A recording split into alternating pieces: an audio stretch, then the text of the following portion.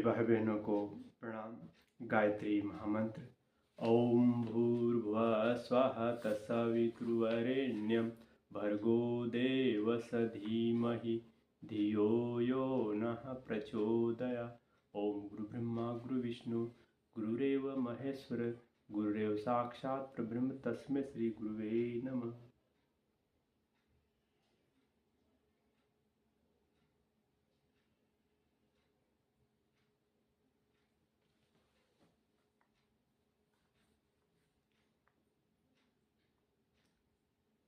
साधना के दो स्तर में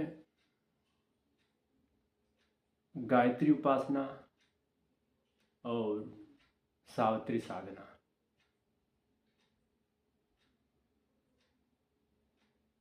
सावित्री साधना अर्थात कुंडली जागरण। कुंडली जागरण, कुंडली का नाम लेते ही व्यक्ति को ऐसा लगता कि कुंडली अर्थात शक्ति, पावर, और ये साधना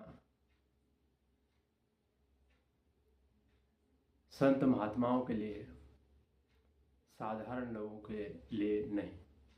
ये मन में धारणा बनी हुई, क्योंकि कुंडली हर व्यक्ति की जगी हुई रहती और कुंडली का प्राण का प्रवाह जिस व्यक्ति में जिस स्तर जितना अधिक प्राण का प्रवाह ऊर्ध्वगमन होता, वह व्यक्ति उतना ही स्फूर्ति, चेतनता, सांस और पुरुषार्थी होता। प्राण के प्रवाह ही व्यक्ति को कार्य करने की उत्सुकता पैदा करता।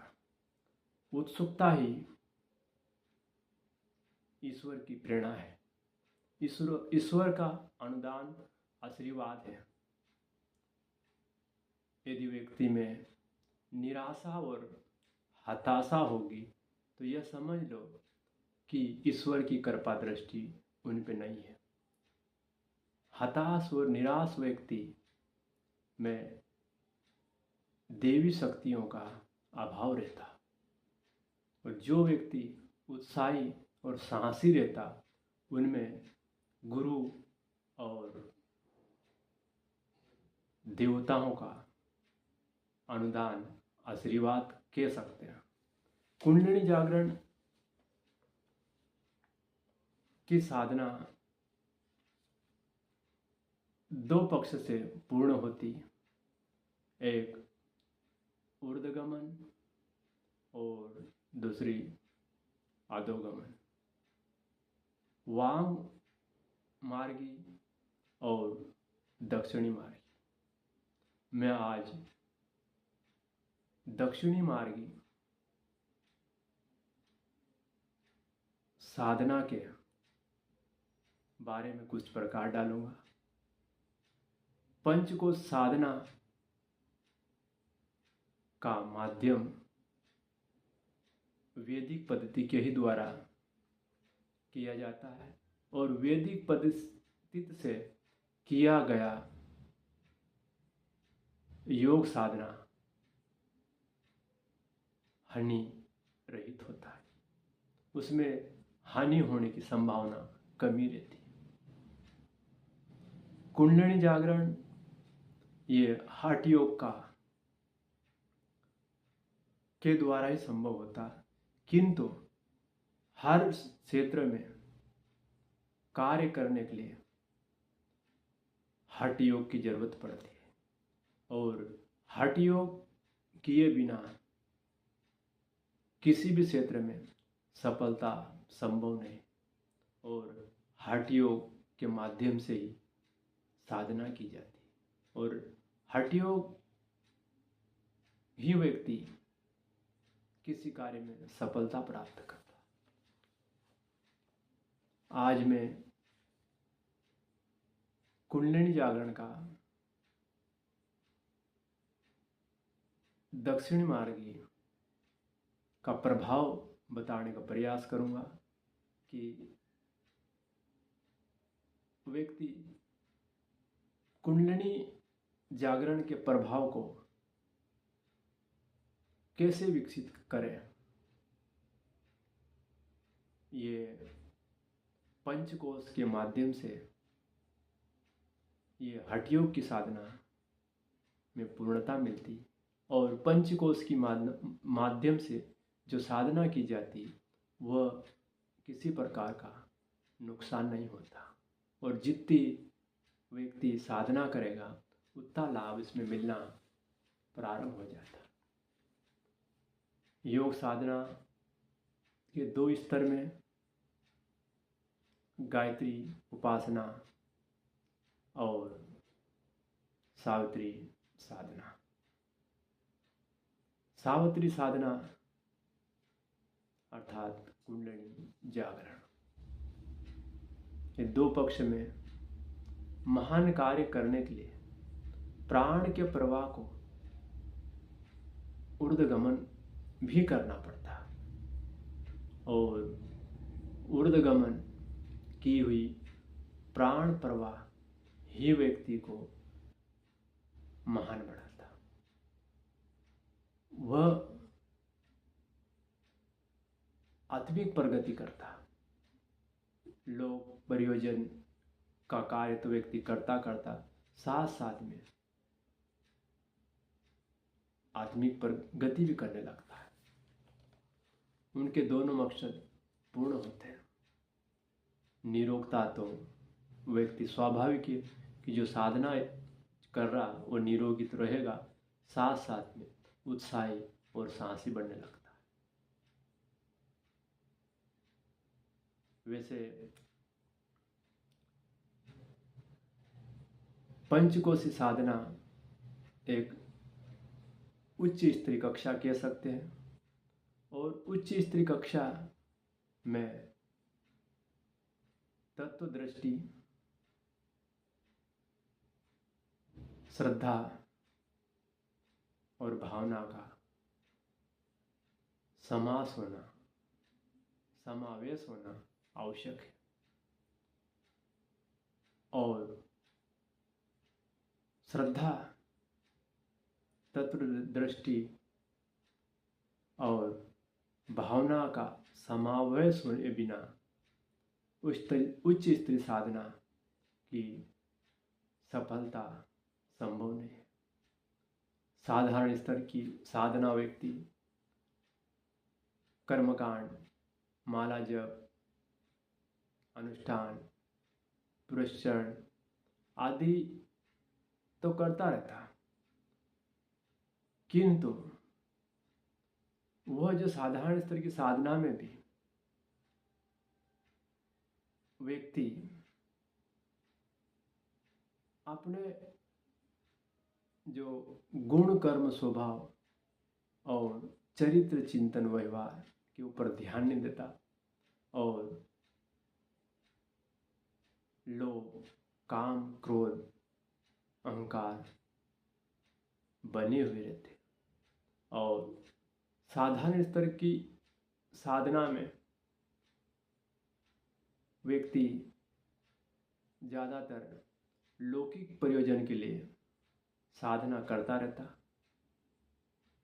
और लौकिक प्रयोजन के लिए साधना करने वाला व्यक्ति साकाम भाव से करता रहता और जब साकाम भाव से काम करेगा तो स्वाभाविक है कि लौकिक प्रयोजन के लिए व्यक्ति साधना करता रहता।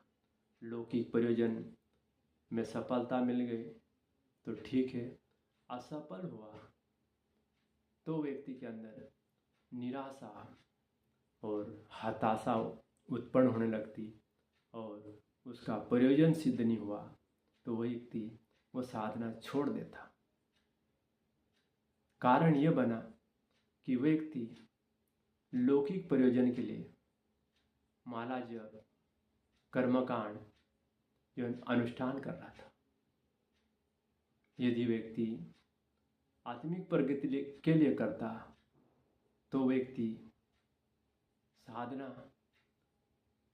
के स्तर को बढ़ाता रहता और आत्मिक प्रगति के लिए की गई साधना में व्यक्ति छोटी मोटी घटनाओं से विचलित नहीं होता। योग साधना करने वाले व्यक्ति को समय एक जैसा नहीं रहता। समय में उतार चढ़ाव आता रहता, लाभ हानि रहती, दुख सुख होता रहता, और दुख सुख लाभ हानि समय का उतार चढ़ाव को भी सहन करना रहता। और लौकिक प्रयोजन हेतु करने वाला व्यक्ति साधना में हानि होने लग गई, नुकसान होने लग गया,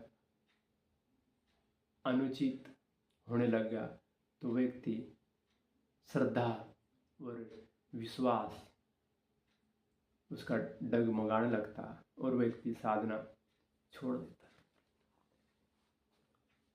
ये जो साधना एक साहसी व्यक्ति के लिए रहता और संकल्पित व्यक्ति ही साधना कर सकता, और संकल्पित और साहसी व्यक्ति निडर हो जाता।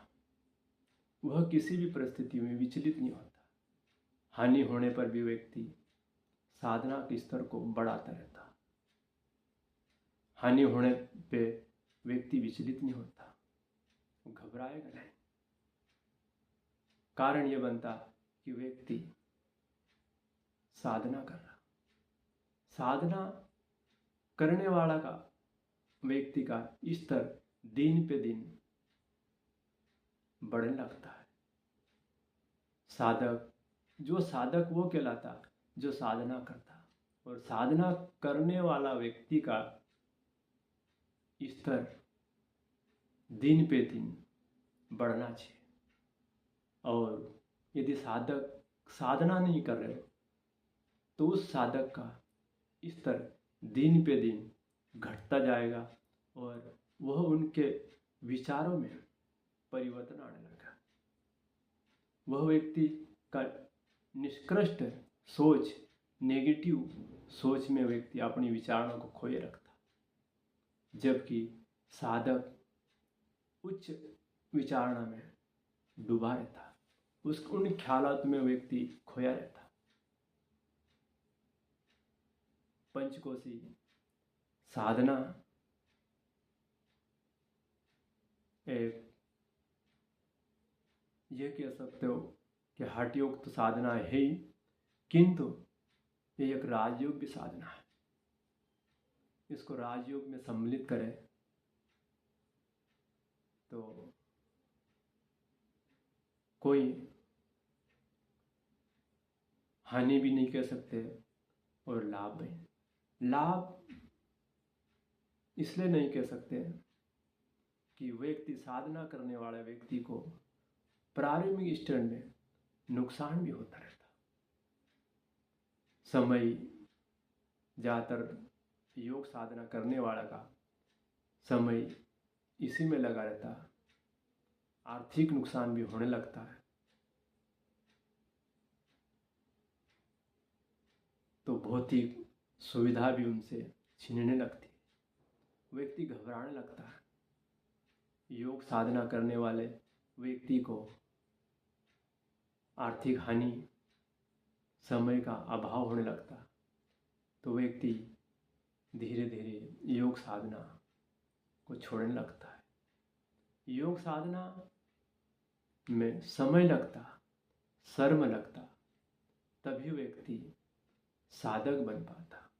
और साधना करने के लिए समय चाहिए, मेहनत चाहिए।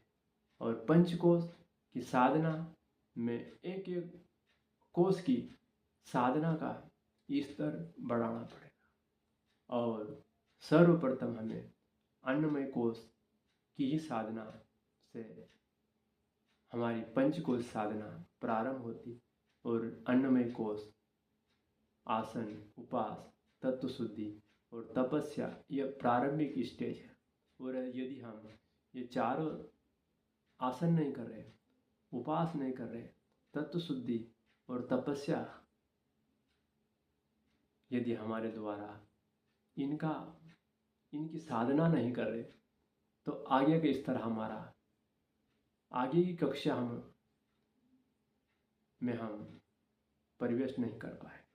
साधना के स्तर हमारा रुक जाएगा। साधना करने के कुछ नियम हैं, कुछ शर्तें हैं, और उन्हीं नियमों का पालन करते हुए हमें आगे बढ़ना पड़ेगा। योग साधना से व्यक्ति शारीरिक और मानसिक निरोगता तो बढ़ा लेगा, साथ साथ में व्यक्ति आसनों के माध्यम से अपने आंतरिक मर्म स्थलों की भी सफाई कर लेगा। और आंतरिक मर्म स्थल की सफाई करने पर ही व्यक्ति शारीरिक और मानसिक बीमारियों से छुटकारा पा सकता। और यदि आसन नहीं कर रहे हो, आसन नहीं हो रहा, तो शारीरिक और मानसिक बीमारी हमारे अंतःकरण में, हमारे मर्म स्थल में छिपी हुई वह बीमारी हमें आए दान विचलित करती है, हम परेशान होते हैं। इन्हीं को स्वच्छ रखने के लिए, सफाई करने के लिए सर्वप्रथम हमें आसन और उपास, तत्व शुद्धि, तपस्या जैसे प्रारंभिक पाठशाला की साधना करना होती, तभी हम आगे के कोषों में प्रवेश कर पाएंगे। ओम शांति शांति शांति।